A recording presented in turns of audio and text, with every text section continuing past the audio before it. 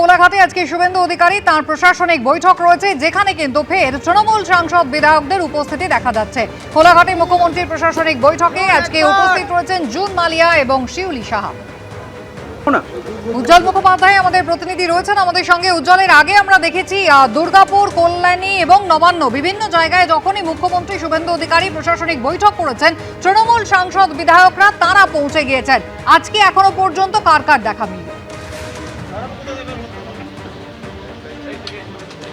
দেখো, এমনিতেই যে তিনটে জেলাকে নিয়ে এই প্রশাসনিক বৈঠক হচ্ছে, সেই তিনটে জেলা হলো আমরা দেখতে পাচ্ছি পূর্ব মেদিনীপুর, পশ্চিম মেদিনীপুর এবং ঝাড়গ্রাম। এই তিনটে জেলাতে মাত্র দুজন তৃণমূল কংগ্রেসের বিধায়ক আছেন।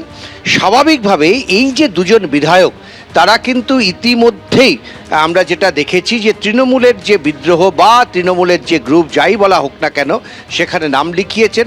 শিউলি সাহা তিনি আজকেও এখানে দাঁড়িয়ে বলে গেছেন যে আগে প্রশাসনিক বৈঠকে কাউকে ডাকা হতো না, এখন ডাকা হচ্ছে। এটা অবশ্যই একটা ইতিবাচক দিক।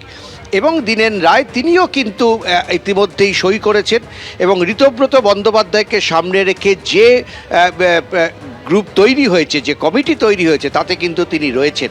ফলে আজকে এইগুলো কিন্তু খুব বেশি বড় চমক না। দ্বিতীয়ত, জুন মালিয়া গতকাল দিল্লিতে ছিলেন, তিনিও কিন্তু যে 20 জন 22 জন বিধায়কের সাংসদের বিদ্রোহ করার কথা শোনা যাচ্ছে, তার মধ্যে জুন মালিয়া আছেন। দেব এখানকার সাংসদ, এখনও পর্যন্ত তিনি এসে পৌঁছাননি, তবে আমাদের কাছে ইয়া খবর দেবও হয়তো আজকের এই মিটিংয়ে এসে যোগ দেবেন।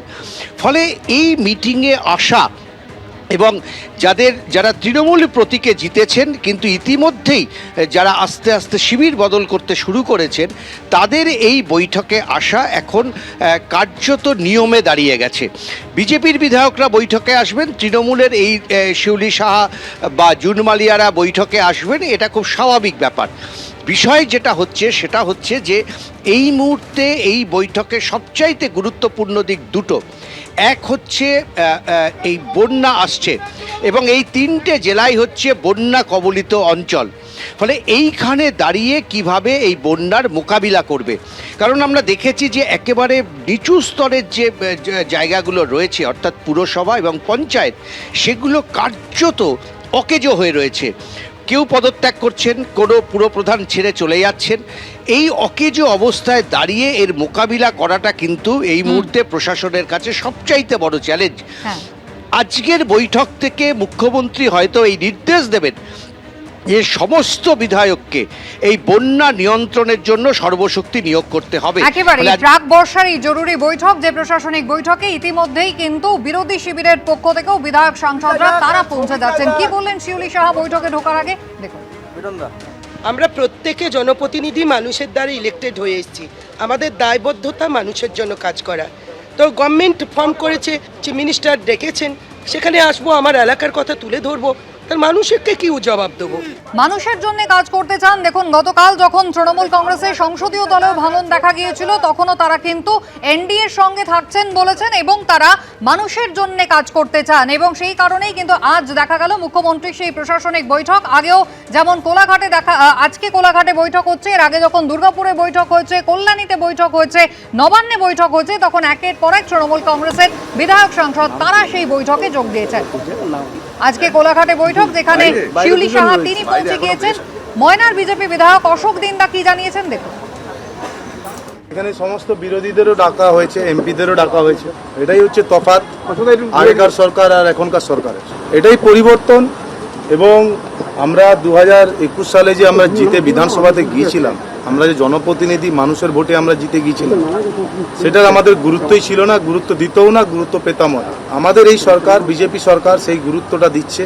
প্রত্যেকটা বিরোধী লোকেদেরও কথা বলার, মিটিংয়ে ডাকা, তাদেরকে ডাকছে, তারা আসছে, উপস্থিত হচ্ছে, তাদেরও এলাকার কথা শোনা হচ্ছে। তো এটাই হচ্ছে পরিবর্তন। পরিষদীয় দল আগেই হাতছাড়া হয়েছে, এবার তৃণমূলের সংসদীয় দল হাতছাড়া হলো মমতা বন্দ্যোপাধ্যায়ের। লোকসভার বিদ্রোহী তৃণমূল সাংসদদের একটি ব্লক আলাদা হয়ে এনডিএর অংশ হয়ে কাজ করতে চেয়ে লোকসভার অধ্যক্ষকে চিঠি দিয়েছে গতকাল। এদিকে রাজ্যসভার পদ থেকে ইস্তফা দিয়েছেন সুখেন্দু শেখর রায়। সূত্রের খবর, আজ সাংসদ পদ ছাড়তে পারেন কোয়েল মল্লিকও। আমাদের মুখ্য উদ্দেশ্য বাংলার উন্নয়ন। আমরা কেন্দ্রীয় সরকারের সাথে এবং পশ্চিমবঙ্গ সরকারের সাথে যৌথভাবে এলাকার উন্নয়নের কাজ করতে চাই। আমরা এনডিএ কে সাপোর্ট করার জন্য আলাদা গ্রুপ করেছি।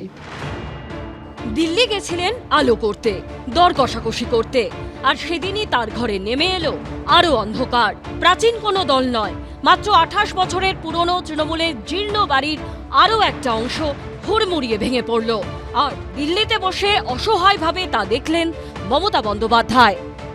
মানুষের কাজ করব বলে এসেছি, মানুষের কাজ করতে পারছি না দেখে আমরা সবাই আলাদা বসার সিদ্ধান্ত নিয়েছি। আমরা 20 জন ওখানে ছিলাম, 2 জন অনলাইনে মেলে সই পাঠিয়েছেন।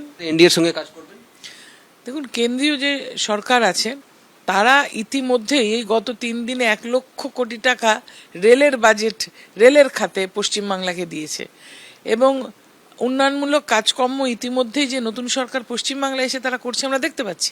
আমরা সেই উন্নয়নে সামিল হতে চাই। মানুষ হিসাবে এরা কি সেটা সাধারণ মানুষ বিচার করবেন। বিধানসভার পর এবার তৃণমূলের সংসদীয় দলও ভেঙে পড়ল। লোকসভার 20 জন তৃণমূল সাংসদ আলাদা ব্লক তৈরি করলেন। সরাসরি ঘোষণা করলেন বিজেপি নেতৃত্বাধীন এনডিএ কে সমর্থন করবেন তারা। মোদী সরকারের হেভিওয়েট মন্ত্রী ভূপেন্দ্র যাদবের বাসভবনে বৈঠক করলেন বিদ্রোহী তৃণমূল সাংসদরা। উপস্থিত ছিলেন মুখ্যমন্ত্রী শুভেন্দু অধিকারীও। বৈঠক হলো, আলোচনা হলো, সিদ্ধান্ত হলো, মধ্যাহ্নভোজ হলো। মমতা বন্দ্যোপাধ্যায়ের হাত থেকে আরো দূরে চলে গেল তৃণমূল। এটাই তৃণমূলের ভবিতব্য, এটাই তৃণমূলের হওয়ার ছিল। এমএলএ এমপিরা মমতাকেই মেনে নিতে পারছে না, সেখানে অভিষেককে কি করে মেনে নেবে? কি করে মেনে নেবে ওই ডেপো ছেলেটাকে? সে নাকি লিডার পার্লামেন্টের। লোকসভায় ভাঙনের তিনি তৃণমূলের রাজ্যসভার সাংসদ পদ থেকে ইস্তফা দিলেন সুখেন্দু শেখর রায়ও। দলও ছেড়ে দিলেন তিনি। বিধানসভাতে যা ঘটেছে তার প্রতিক্রিয়া লোকসভা বা রাজ্যসভাতে যে ঘটবে না, এটা কখনো হয় নাকি? সূত্রের খবর, মঙ্গলবার ইস্তফা দিতে পারেন তৃণমূলের রাজ্যসভার আরেক সাংসদ কোয়েল মল্লিকও। দিল্লিতে যখন তৃণমূলে ধস, সেদিনই কলকাতায় নাটকীয় মোড়। জল্পনা বাড়িয়ে মমতা বন্দ্যোপাধ্যায়ের অন্যতম আস্থাভাজন ফিরহাদ হাকিমকে নিয়ে বহিষ্কৃত তৃণমূল বিধায়ক বিরোধী দলনেতা ঋতব্রত বন্দ্যোপাধ্যায়ের ঘরে গেলেন সন্দীপন সাহা। এই ইচ্ছা সংক্রমিত হচ্ছে, স্বাভাবিকভাবে আমার ধারণা এই সংখ্যা বাড়বে। এরই মধ্যে 3 জেলায় একদিনে ভেঙে গেল তৃণমূলের আরও 3 পুরসভা, উত্তর দমদম, সাঁইথিয়া ও মেমারি। বিধানসভা থেকে লোকসভা, কর্পোরেশন থেকে পুরসভা, একে একে ধসে যাচ্ছে সবকিছু। দেখছেন মমতা বন্দ্যোপাধ্যায়। কৃষ্ণেন্দু অধিকারী, বিজেন্দ্র সিংহ ও শিবাশিস মৌলিকের রিপোর্ট, এবিপি আনন্দ। এবিপি আনন্দ, এগিয়ে থাকে, এগিয়ে রাখে।